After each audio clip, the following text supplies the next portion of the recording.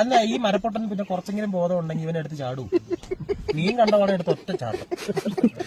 നോക്കിയപ്പോ മീനിന്റെ കൂടെ ഇവനും പൊങ്ങി. ഫ്ലെക്സ് ആയിരുന്നു കോമഡി സത്യം.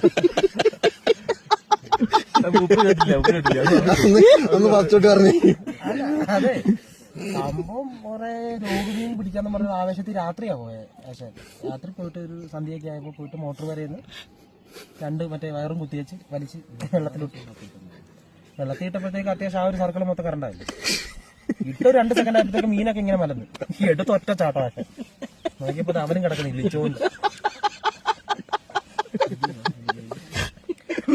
എങ്ങനെ മരിച്ചെന്ന് പറയാ വെള്ളത്തിൽ തന്റേതല്ലായ കാരണത്തിൽ കുളത്തിൽ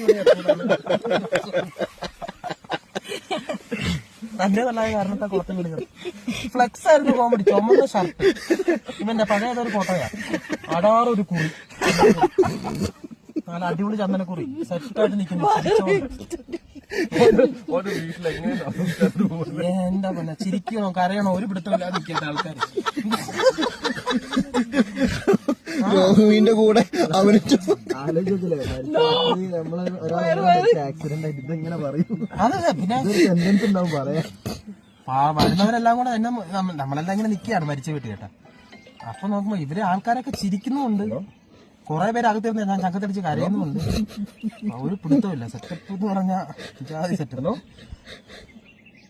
അതെത്ര കാലം പറയാനുണ്ടായിരുന്നല്ലോ കേട്ടതാ.